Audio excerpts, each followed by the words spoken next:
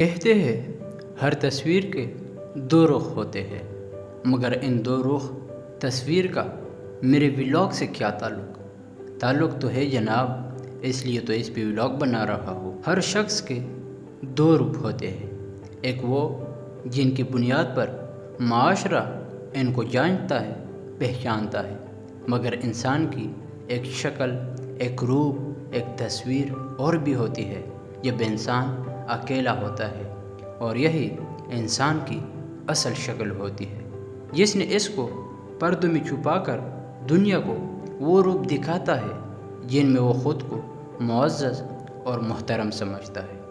میری کہانی بھی کچھ اس طرح کی ہے۔ ظاہری طور پر تو میں اتنا شریف اور معصوم ہوں کہ چینٹی کا پر کاٹنے کو بھی گناہ سمجھتا ہوں، مگر سوشل لائف میں تھوڑا سا ویئرڈ ہوں، اور جو بندہ میری حقیقی اور سوشل لائف کو ایک ساتھ دیکھتا ہے تو بے اختیار ان کے منہ سے نکلتا ہے، نہیں ساروں کے یہاں کچھ تو گڑبڑ ہے۔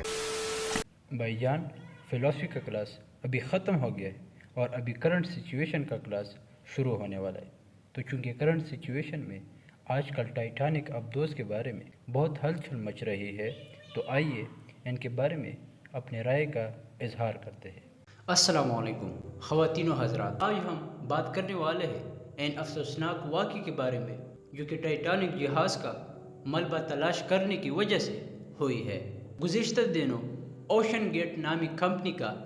ٹائٹن ابدوز حادثے کا شکار ہوا، جن میں موجود 5 افراد موت کے کنویں میں جا بسے، جن میں 2 پاکستان کے معروف کاروباری شخصیات اور اینگرو کمپنی کے مالک شہزادہ داؤد اور ان کا بیٹا سلیمان داؤد بھی شامل تھے۔ سب سے پہلے اگر ہم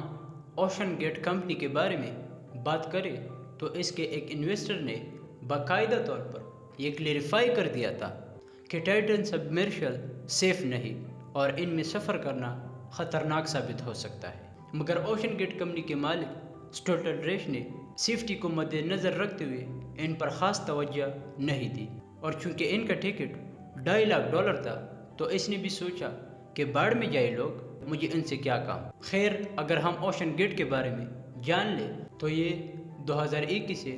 ٹریپ کر کے چلا آیا ہے، اور یہ 1 سال کے اندر 8 بار ٹریپ کرتا ہے، جو کہ ایک ٹریپ 8 دنوں پہ مشتمل ہوتا ہے۔ اگر اس کی بناوٹ کو دیکھا جائے تو یہ سمندر میں 4200 فٹ تک گہرائی میں جا سکتا ہے، مگر چونکہ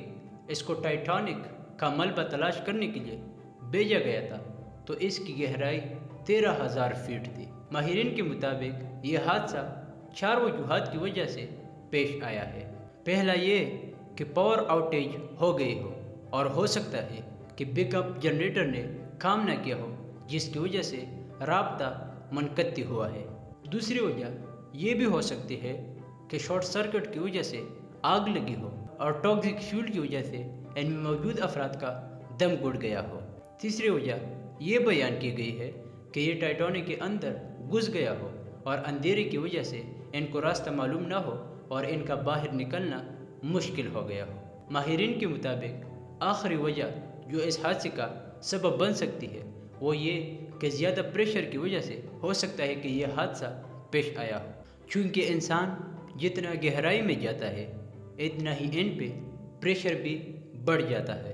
تو یہ 4 وجوہات تھی جس کی وجہ سے اس ویژل کی ایمپلوژن ہو گئی ہو، مگر ابھی تک یہ کنفرم نہیں ہوا ہے کہ ایمپلوژن کس وجہ سے ہوا ہے۔ اچھا جی، سب سے بڑا جو میکینزم ہے اس ویژل کے اندر وہ یہ تھا کہ یہ صرف باہر سے کھل سکتا تھا، اندر سے نہیں۔ تو اس واقعے کو اگر عوام کے پوائنٹ آف ویو سے دیکھا جائے تو لوگ ان کے بارے میں مختلف رائے پیش کرتے ہیں، جیسا کہ ابھی یونان میں ایک کشتی ڈوبی گئی جس میں 300 پاکستانی بھی شامل تھے۔ عوام کہتے ہیں کہ ان واقعے کو اتنی کوریج نہیں ملی جتنا کہ اس واقعے کو ملی ہے، اور دوسرا یہ کہ ان احباب کو $2.5 لاکھ خرچ کر کے کیا ضرورت تھی کہ صرف ٹائٹینک کا ملبہ دیکھنے کی گوج میں نکلے تھے۔ مگر وہ کہتے ہیں نا